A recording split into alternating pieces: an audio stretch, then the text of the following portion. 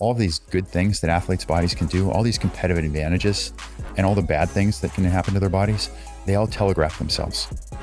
This is really about unlocking these secrets of human movement. So when an athlete shows up at P3, we ask them to run fast, to jump high, to cut hard. We're interested in how their systems work. Where does the force come from? How can we keep this athlete healthy? What things are he at risk for? We put a ton of resources, a ton of data scientists, a ton of engineering talent into understanding human movement in these sports. If we're smart, we can see those signals, how movement affects risk of injury, how it affects longevity, how it creates competitive advantages on different areas of the court or field. And we can use those signals, those insights, to create advantages for athletes.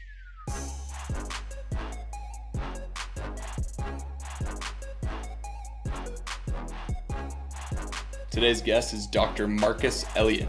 Marcus is a Harvard-trained physician and a pioneer in the world of sports science. He's the founder and director of P3, the Peak Performance Project. With facilities in Santa Barbara, California, and Atlanta, Georgia, P3 is a company that uses advanced sports science technology and data to improve athlete performance and prevent injuries. Marcus and his team at P3 have trained countless athletes across the NBA, NFL, MLB, and the Olympics. Prior to P3, Marcus served as the team physiologist for the New England Patriots and is the director of sports science and performance with the Seattle Mariners. So P3, if I am up to date, has assessed roughly 70% of rostered NBA players currently in the league. And I also heard in another interview, and just preparing for this episode, that you said Nicola Jokic was the worst jumper that you have ever assessed at P3. This is the same Jokic who has won 3 out of the last 4 NBA MVPs. How does that work? Yeah, 17 inches, man. My 15-year-old daughter, the first time she assessed, she jumped higher than the best basketball player in the world. How about that? Unreal. Yeah, 17 inches. I will tell you, though, that Jokic, this actually points at this really interesting concept. And I think a lot of people know P3 for our injury predictions, being able to assign risk based on movement quality to your risk of being injured and looking for those signals before things break, which is the way we'll all do it in the future. But I'm just as interested in these second order performance metrics.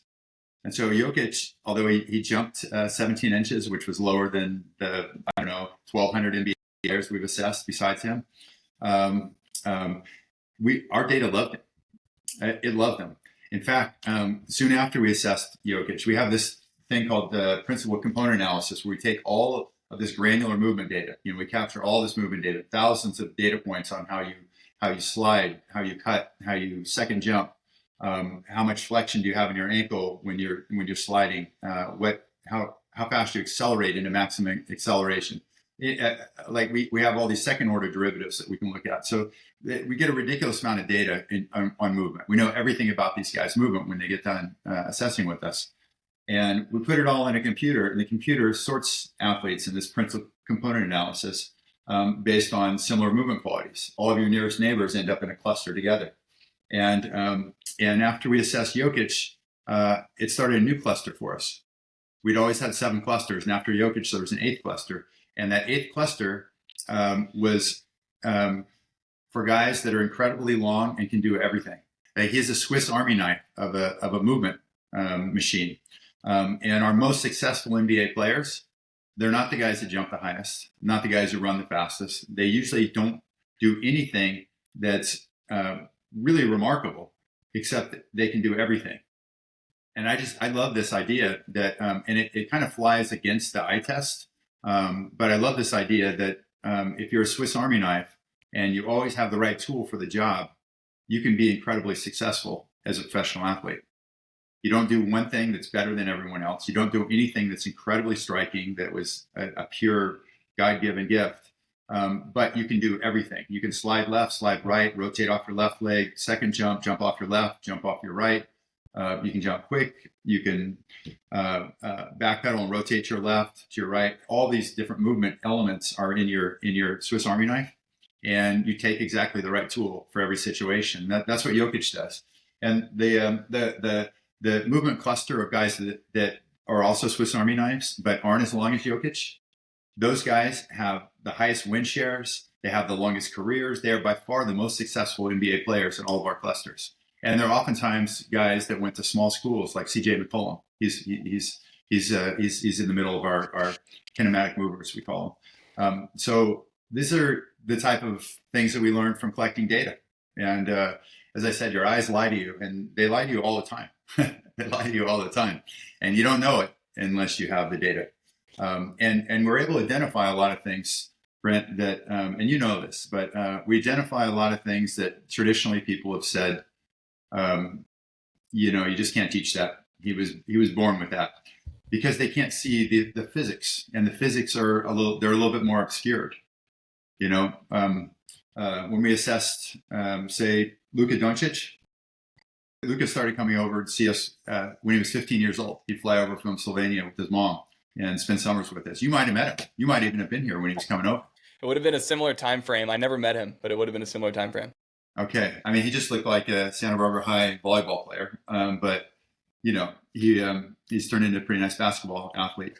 But when he was going in the league, NBA GMs were suggesting he wasn't athletic enough to go play with these guys. He was successful in the Euros, in the EuroLeague as a youngest ever EuroLeague professional. But everyone was saying he wasn't athletic enough to go play in the NBA because he doesn't jump high and he doesn't run fast. But he did some things better than almost any NBA player we've ever assessed when he was still in high school. Like his stopping ability was at the 95th percentile, like his ability to put the brakes on. As a 17-year-old was at the 95th percentile for NBA players. And so we know that'll play. That physics against other players' physics, his great braking against the average NBA player's braking will win every time. And so it's amazing for us to watch when he gets in the league and he builds his whole game around his braking system, his ability to stop. Also the fact that he's so big, right. he gets in the lane, he just takes up space. He's enormous. But his braking is better than basically anybody else that will be matched up against him. And so he can always create space by stopping. And so, we predicted he'd shoot the step back three, which he has. And he's not the best defender, but he can stop away from everybody when he has the ball. Physics allows us to see what's going to happen before it happens. It allows us to see matchups before matchups happen, which is for us, everyone loves sport that works at our place, all these biomechanists and data scientists and so on. And so being able to predict outcomes before they happen is really fun. No, you answered my question. I was going to say, what was something that you knew about Luka before anyone else? And you answered it. I remember I've also read or maybe listened, maybe talked to you in person about it, but was it James Harden who jumped out as the only other most kind of outlier decelerator or breaker in that set? Do I have that right? Yes. I think that was kind of what got the conversation about breaking started is we assessed James Harden. He also doesn't run that fast, doesn't jump that high. He's not like Jokic. He does okay. He jumps okay. He's like 28 inches or something, but for an NBA player, it's below average. And the one thing he did better than any player we've ever looked at. And it was remarkable for us as data scientists, because as we look at all his data, his assessment data, you look out at the sea of average. Everything is average. He's a 50th percentile, 48th percentile, 50th percentile, but then he's 100 percentile. And then he's 50th, 38, 48, 100 percentile. And every one of these giant peaks were related to his ability to stop. He, for whatever reason, is this incredible stopper. The year before he won his MVP, he was the best stopper we'd ever assessed. It's fallen a little bit in the last few years, but it's still, better than 90% of the players in the NBA.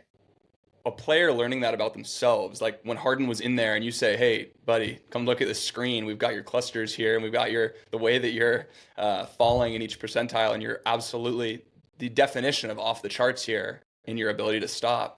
Was he saying, okay, tell me more. How can I craft my game around this? Or was he like, I've kind of always known that. That's why I already play the way I do. Was he saying, please speak to my coaches so that we can, and my trainers, so that we can further craft my game around this one crazy advantage that I have in the most, competitive level of sport imaginable? Yeah. So a little bit of the last thing, like he wanted us to let people know around him that he's, because he tends to he likes his living quite a bit, so he sometimes put on a couple pounds, and didn't used to do a whole lot of really hard off court training. I think that's changed some.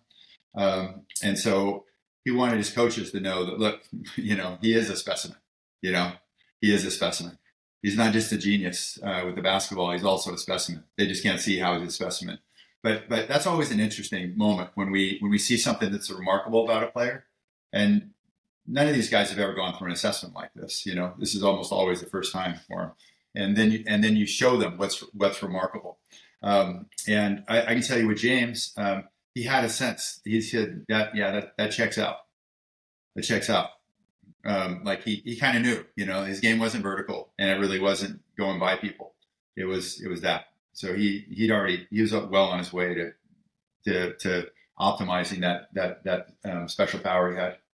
So all this talk about Jokic, Luka, James Harden, there are a couple more we could think of, but it leads me into my next thing that I have for you, which is that you have a real perspective on dad bods and the phenomenon of the dad bod in professional athletics. At least you were made to have a perspective in the New York Times, I guess the athletic story that ran on it, looking at people like Jokic and Mahomes and Josh Allen. These guys are not ripped, 5% body fat, absolute classic, traditionally what you would think of as specimens. And yet that's the exact word that you were just using to describe Harden.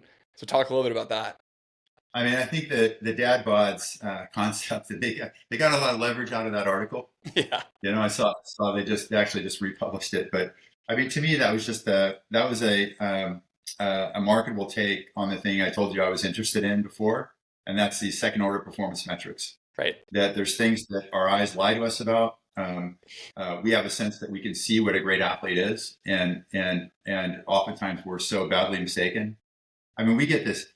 We're engaging with quite a few teams now around peer scouting activations, because we can see how these systems, like right now we have probably half of the top 10 picks are out with us in this next NBA draft that'll happen in a couple months. They're out with us here in Santa Barbara, and we can see where these systems have holes. We can see where they're going to excel. We can see if a guy has the physical tools of an elite perimeter defender. You have some great vision with the physics of these bodies, of these systems, and this. You've watched it as you were growing up playing sports. We carry on these historical paradigms, and we tend to over rely on our eyes. If you're a baseball pitcher that's 6'4" and wide shoulders, and you're throwing 78 miles an hour, people call you projectable. Oh, he's projectable. They think that body's going to throw really hard. If you're that same guy and you're throwing 5 miles an hour faster, and you're 5'10", that's just not projectable, right? But there's plenty of guys below 6 feet that just throw bullets. But our eyes want somebody that's bigger, long arms, strapping, and so we just, as the business of sports has gotten as big as they have. We're going to have to discard a lot of these old paradigms. There's so much slack in those systems, and this as well. But we don't just use this data to project players. Like, what we really want to do is make their lives better. We want to see what they're good at, what they're not good at, and we want to sculpt them from that. We want to anticipate injuries before they show up and change the mechanics that are going to lead to them wearing out the cartilage in the medial aspect of their left knee. And so we're always looking to use this data to serve these players. So like these kids we have these 19-year-olds that have a chance to be billionaires that we have at our place right now. Right. We see something that doesn't work. Like, we're going all in with them in these 6 weeks or so we have them out here to make that thing work. And so that's the most satisfying part of what we do. It's not predicting bad things and seeing them happen. And it's fun to predict how a player's going to manifest as a professional, what their game's going to look like, how good they're going to be. But the best thing is actually changing lives and changing outcomes for the better. So that's really the most fun part. Two things on that note, on the note of this next generation of athletes, the way things are going, without question, have the chance to earn literally billions of dollars over the course of their athletic careers, not to mention the marketability that often carries beyond that once they've retired. But kind of a two-parter here. One, you started P3 in 2006, doing a lot of this kind of leading edge sports science, and you had to be wildly patient, I feel like, for the rest of the sports world to catch up to you. So one, Yeah. how did you have the patience to probably have lots of meetings where people stared back at you blankly, thinking that you were this like mad scientist? I would presume, at least that happened probably a couple times. And Yeah, a two, lot of times. A lot of times. a lot of times. And two, was it, did their attention finally grow on this entire area, this entire realm of data-driven, data science-driven sports science? Did it grow in lockstep with contract sizes and supermaxes shooting through the roof when they realized what kind of an asset they were putting at risk and how much of a gamble they were taking when their $50 million a year guy had no real insight or any sort of like predictive analytic engine telling him whether or not he was going to bust his knee and be out for 60 games that year? Yeah. So there's a lot there. So the first part of your question, yeah, a lot of people didn't know what to do with me or our entire project. When we started this, the first pro team I worked with was the New England Patriots. And the Patriots, when we started, had two different training programs. You're either a speed athlete or a strength athlete. And if you're a strength athlete, you did the strength programs. You're a speed athlete, you did the speed programs. Which category you're in was entirely based on the position you played. Had nothing to do with your body. And that made zero sense to me. It wasn't just the Patriots, it's everybody. I mean, a lot of a Major League Baseball team we worked with, they had one program. There's the off-season program for everybody. That's what you do, the off-season program. And that made no sense. All of our bodies are different. You go in Trader Joe's, you go in Whole Foods and walk around the aisles. Everybody's different. Everybody's bodies are different there. It's the same with pro athletes. They all have different systems.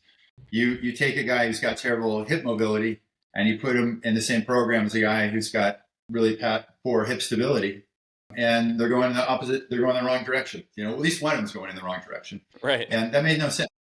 And so the whole initiative, this peak performance project, the idea behind the whole project was to use technology to get insight into bodies that would lead to us treating them differently and more precisely than we would have treated them from a development standpoint if we didn't have that information. And so we used all types of technologies in the beginning. We borrowed almost anything from biomechanics, from medical labs, from any engineering environment I'd been exposed to try to get insight into this body that's in front of us. And the thing that had the most value was studying biomechanics. So we just went really, really hard at biomechanics.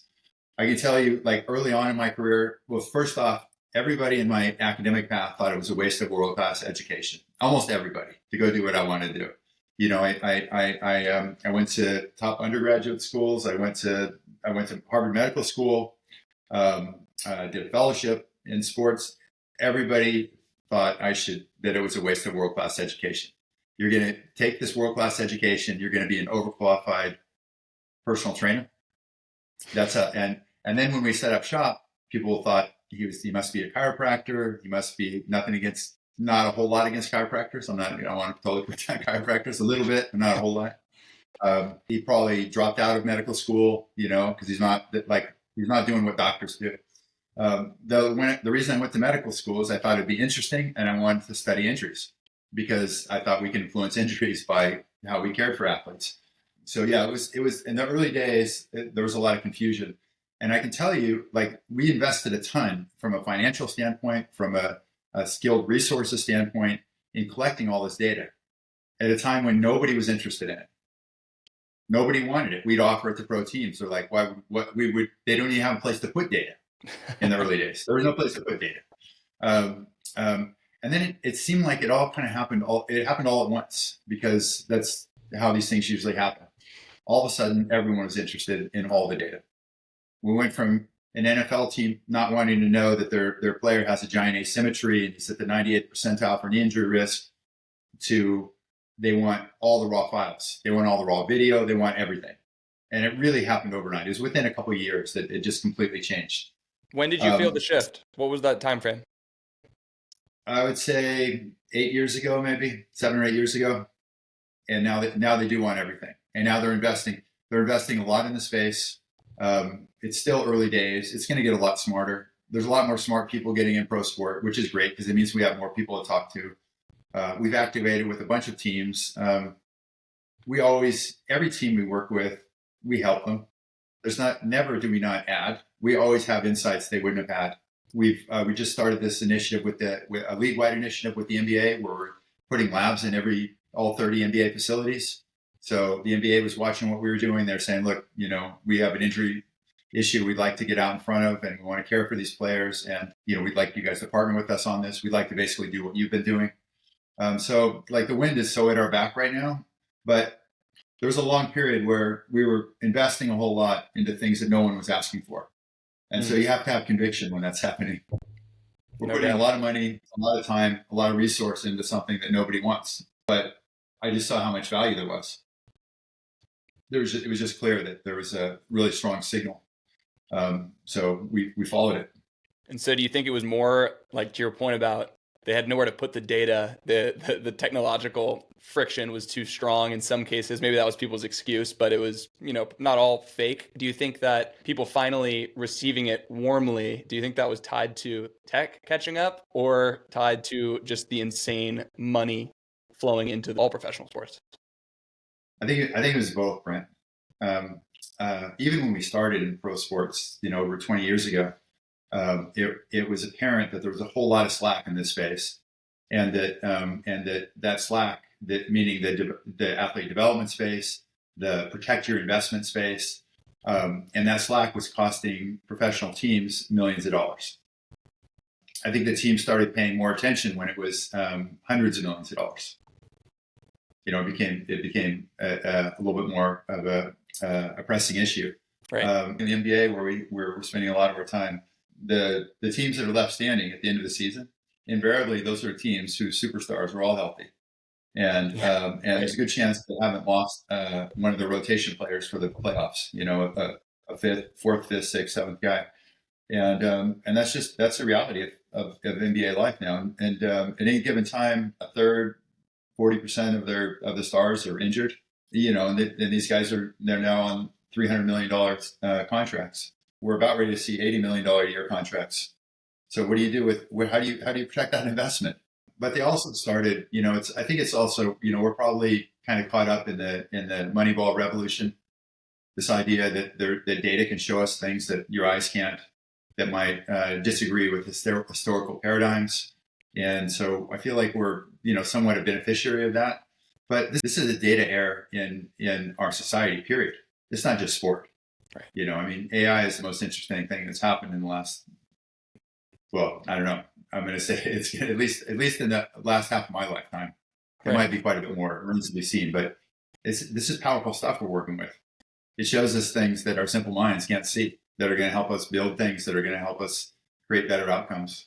I'd imagine that sitting in your position with 20 years plus of historical data, a gigantic data set, which is really a moat because you're the one who's captured it, assuming you're not posting it all over the place online and open sourcing it. Sitting there with that type of ammo going into this AI revolution, you got to be licking your chops. It does sound like a pretty awesome spot to find yourself. And so speaking of that, I remember when I saw you in person, I guess that was already a year and a half ago, probably. I went by your house and we were chatting. You told me about how you had been approached multiple times by groups who wanted to either buy P3 outright from you or take a majority stake in the business and a controlling stake, and that you certainly tempting from a personal financial gain perspective, but that you ultimately decided against it. Can you shine a little bit of light, or at least do a quick flyover of that period of your life? Yeah, I'll give you a quick flyover, and truthfully, it's kind of this is an open issue right now because we're trying to decide if we take in some investors because it feels like it's a time to run right now. Right. And if we're going to scale regardless, but do we scale with partners or do we just do it on our own? And the thing I'm leaning towards is taking in athlete investors because there's enough pro athletes have asked to invest over the years. I don't think that would be hard to do a raise around just athlete money. And then maybe if there was a partner or two that had access to more cash if we wanted to build out some other things, somebody that's either sat close to or sat in an investment vehicle, but probably more family office than, certainly not PE direction. Somebody that could let this play out organically. Mm-hmm. So it's up for discussion right now, but the almost from the time we opened, we had people that wanted to invest to build out more facilities. And I didn't really want to build more facilities because I'm always worried about not executing well. So I didn't want to scale that way. So just quality The way control concerns. Yeah. You know, Yes. keeping the quality across locations. I just knew that if our reputation was these guys do it better and smarter than everybody else, then that we would win. Whatever that organic path was, that wins in the end. And now we're at a place where we do have all this data, and we have a great brand, and we have feels like sort of unlimited potential partners in pro sport and college sport. And now college sport is giant business. So that's a market that's kind of begging to take better care of their athletes, have access to some of these things that the pro athletes have now. Yeah. Almost every one of these. I mean, we assessed Bryce Underwood just recently, this young kid from your sport. Almost all these best young athletes end up finding us these days, like a remarkable number of them across lots of different sports. So I feel like we're in the driver's seat in a lot of ways with this next step. And the question is, do we do it with partners? How fast do we scale? Do we think about building out a consumer version because everyone else has a body that we could provide insight to? They could have an understanding of why their left knee is hurting if we could do a biomechanical assessment, which we could if everybody had one of these things. I'm just waiting for that moment. Yeah, we actually used an infrared depth sensor on an iPhone, which is built by this Israeli company called PrimeSense, to do the same thing we do in our lab, in what was a $2 million lab. So that's waiting to be done right now. It's kind of as a parallel business. I almost sold half of P3 during the pandemic to a private equity firm that makes a lot of investments in the sports space and owns a bunch of professional sports properties. Their thesis was that we would make these billion-dollar investments they're making more valuable by having the best sports science in sports. And at the same time, we'd have more data and we would grow. And so that investment by itself would also become more and more valuable, which was, I think, 100% correct thesis. Like I agree with them completely. But in the end, it felt like they weren't going to be great partners. It felt like it wasn't quite the right fit. And so we stepped out of it, which is how I arrived at what's likely going to be an athlete investment round, plus or minus somebody that sits close to institutional money. When I think about the data set, the insane credibility, the built-in evangelism from these professional athletes from a marketing perspective is crazy. And I just can't imagine that you haven't gotten been having your door beaten down by people trying to, capitalize this thing in some way, whether it's to productize the data set or, try to convince you to build more locations or bring it to the collegiate landscape. I mean, it's literally a question of prioritization probably rather than could we do this? Like, well, yeah, we could do everything right now because at the end of the day, it all comes down to the quality of the data and the brand and the credibility, and that's all there. So that certainly checks out. Something that's probably also not going to hurt for awareness on the P3 front is that I understand there's a book being written or being published, it's already been written, about you that's going to come out next month, and it's called Ballistic. Can you tell me a little bit about that and why the title Ballistic? Yeah, thanks for bringing this up. I just read the book a couple of weeks ago. It launched at the Sloan Analytics Conference, the MIT Sloan Analytics Conference, which is kind of a perfect place for it. Mm-hmm. It's written by a guy named Henry Abbott, who's an incredible author, super talented author. Henry was the head of this thing at ESPN called True Hoop that oversaw, I think at its peak, had 60 of the smartest writers at ESPN. Whenever I would get interviewed by a really smart writer asking really probing questions, it'd turn out that they were under this Henry Abbott's tutelage, under his umbrella. And he reached out a few years ago. I really didn't know him at all, but I could see how well he took care of this flock of writers and how sharp they were. And he reached out and said that he wanted to write a book. His agent is telling him that it was time. He's been thinking about this for a couple of years. And as he looks around the pro sport landscape, the most interesting thing he could find was what we were doing, and wanted to know if I'd be willing to have P3 be a subject of his book. And I trusted his writing enough that I said, yeah, let's do it. And embarrassingly, it turned into not just how we've influenced P3's influenced pro sport, but also a little bit about me, a little bit more. I think he just thought I was kind of a kooky character, and how did this guy decide that they should do this thing differently, and how do you go from a Harvard Medical School degree to figuring out how to make athletes work better? So a chunk of it is about me personally. And then and then he also tried to take some of the learnings we have from a data side, these really precise approaches we have to understanding data, and create some general advice for people who have bodies that aren't pro athletes. And I was super reluctant to get involved in that too, because I just didn't want to dumb it down. But he did a great job of it, talking about how your feet should interact when you land, talking about how important your hips are, and what happens when your hips aren't working well, and how the force ends up going through your knees and through your back. And I mean, it's all the things we know from a data perspective, but sharing it with a bigger audience. So we'll see how it all goes, but I think the early reviews have been really good. That's awesome. My next question, I wouldn't be shocked if this got woven into the book. This is something that there's a press piece on it that's from 11 years ago now, which was about when I was working out at P3 with that amateur group. And it was when you and Kyle Korver and Nelson Parrish and a couple other people got written up about for doing, I'm going to probably mispronounce it, your annual Misogi. Is that right? Good pronunciation. Proper pronunciation? Really... Okay. So the one that I read about involved an 85-pound rock, some wetsuits, and a boat. Can you elaborate? Yeah. So, I mean, first off, these Misogis, you're good on the research. You're good. You're good at this, buddy. You are. I'm gonna tell you. Yeah, I've done a couple of these, and you were very good. But what we try to do is once a year do something that's not just going to be a challenge, but if you do everything right, you have about a 50% chance of making it. Okay. And I can tell you, like, your brain doesn't want to take on challenges that if you execute everything, you have a 50% chance of making it. Like, you just don't want to start that race. Right. I think it gets at something that's really primal, and that's that it used to be if we miscalculated the difficulty of something, you would frequently die.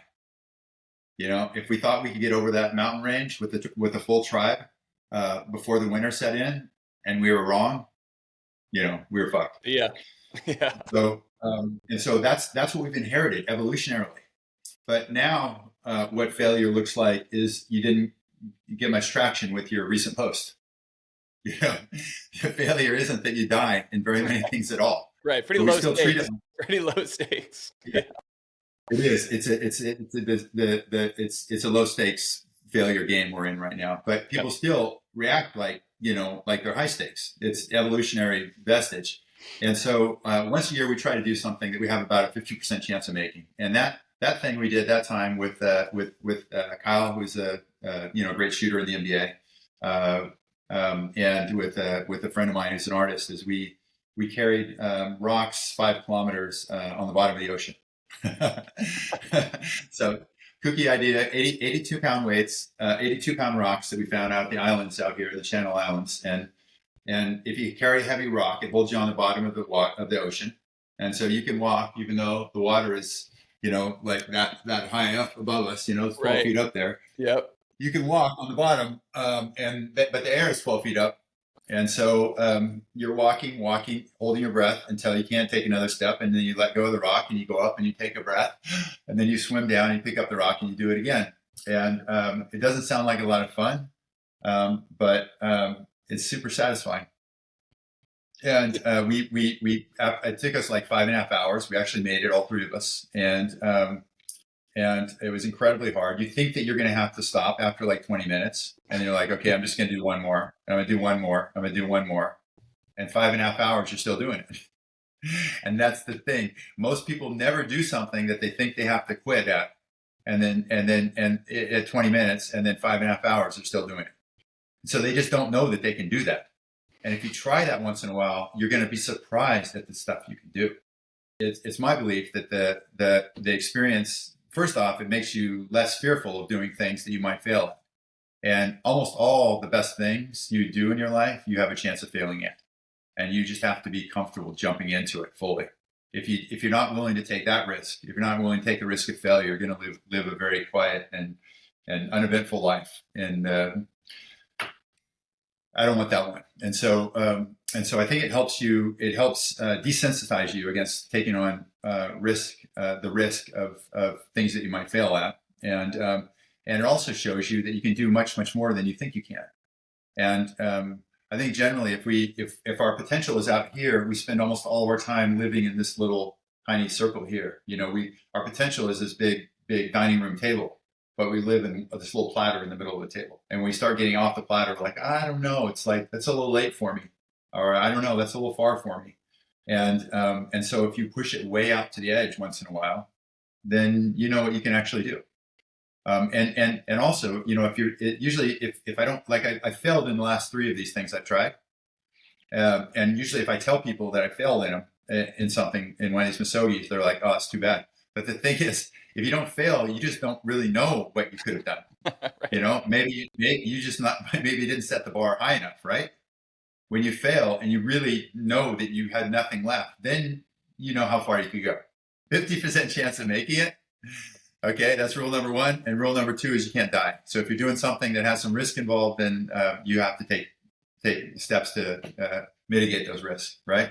We had safety divers out there because I didn't know what would happen if we held our breath over and over and over and over for hours. If, we mess up our acid base and pass out or something like that. So, we had got divers when Kyle and Nelson and I were out there. Yeah, the title of that piece that I'm referring to was the 1 day a year fitness plan. Pretty illustrative. Yeah. That's a good title. Well, yeah. Okay. We're going to wrap up here. I want to do a quick lightning round. First thing that comes to mind, rattle it off. I'm just going to go one after another. Ready? Yeah. Most intense athlete you've ever met? Kawhi Leonard. What's something that we do currently in training or the fitness world that you think will look barbaric or medieval in the future when we're looking back on it? I would go with this. Our general approach is still, are you fit enough or are you strong enough? Most of it's just aesthetic driven.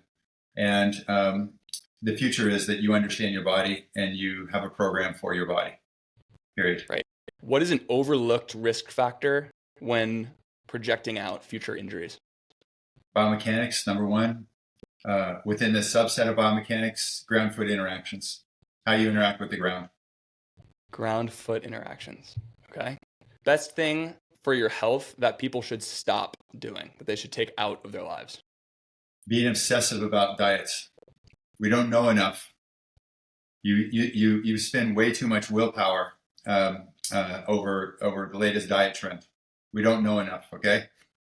I was not expecting that. That's a good one though. Yeah, I guess you can develop neuroses in the process of trying to get on the latest fad on the diet front. 100%. What we know is what your grandmother told you, Brent. That's like eat plenty of fruits and vegetables. Don't eat too much red meat. Don't overeat. Not too much processed foods. Period. Keep it simple. Limit sugars. Okay, so that's something that people should remove from their lives. What's one thing health-wise that you would advise people to start doing that most people are not currently doing? Take more ownership of your body and your long-term health. Don't outsource that. Like what do you need right now? What's your body need? What are your weak links? My body needs more mobility all the time. I could tell you before we started recording, I crunch too much. Yeah. So you're probably right. Like you know that. Most people don't know that. Right. Understand what your limiting factors are and go get those. That's it. So take ownership of it. Your doctor doesn't know. Your personal trainer probably doesn't know. You have to know. You got to gather that information. Okay, the final 2. This is what I ask everyone on the show, and you might be the perfect person to answer it because you can definitely be objective given your data set. Who comes to mind when you think freak athlete?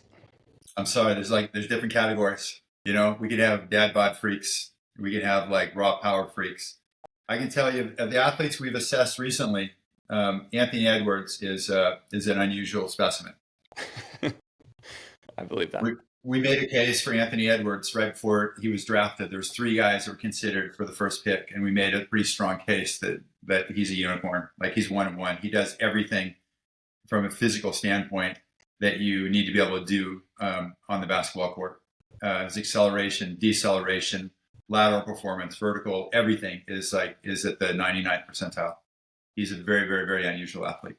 Well, that's a pretty good answer. I usually follow it up with who who comes to mind when you think sneaky athlete. You kind of already led off with a few of those, but I guess the better question, you said Jokic, and you've mentioned Luka, and even James Harden, and of course Mahomes.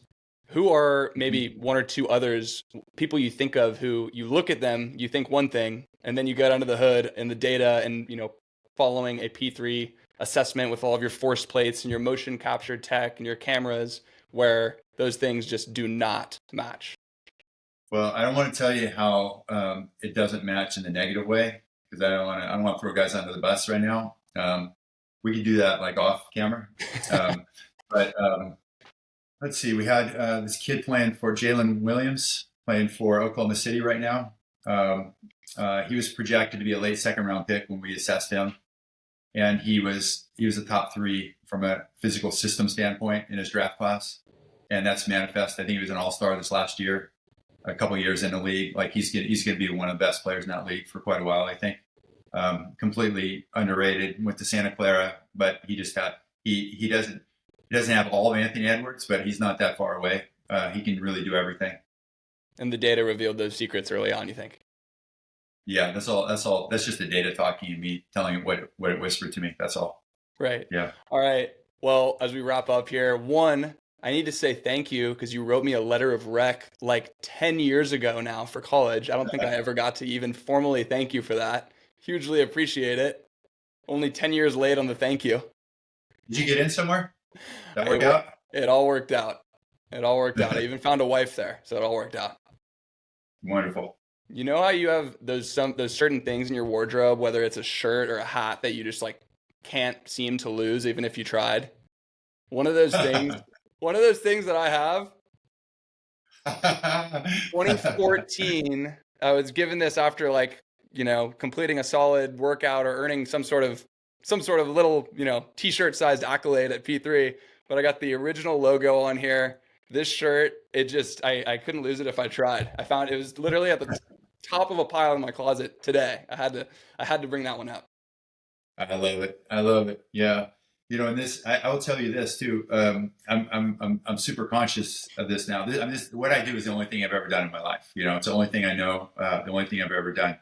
And the two things that I most love about it, and I'm one of these guys, like I love my work. Like it is fun every single day. And the two things I most love about it is it's the discovery of having data that shows us things that we had no idea existed. And oftentimes are completely counter to prevailing perception. So it's just discovering new things, asking questions that we couldn't have asked previously and getting interesting answers. So it's that. And number two, it's being entrusted with something that's really important to an athlete, their health, their performance, their future, and taking amazing care of it. And really like throwing everything we have into it. And in doing that and applying really smart models with a lot of effort, you build amazing relationships because you care for this thing you've been entrusted with so much. And you know what I'm talking about because you were part of it. Well, thank you so much for taking the time to chat. I am so glad we made it happen. I think that hearing that, I think you definitely made the right choice passing up on the private equity buyout. There's a story about, I think it's Mark Zuckerberg, who said early on he got this gigantic offer to sell Facebook, and it would have made him, hundreds of millions, if not $1 billion at super young age. And they said, why didn't you take it? And he's like, well, because if I took that, I would have just started another social media company. Like I'm already doing what I want to be doing. I'm already doing my life's work. Why would I head to the sidelines and pretend like things would be better that way? So there you go. I feel exactly that way. And if this podcast is going in 20 years, I hope we can do it again because it's going to be interesting. We'll have to have you on before 20 years from now, but we'll have you back for sure. Marcus, thank you so much. I'll let you go and entertain your guests. I really appreciate it. Yeah, it's great seeing you again, Brent. Thanks, man.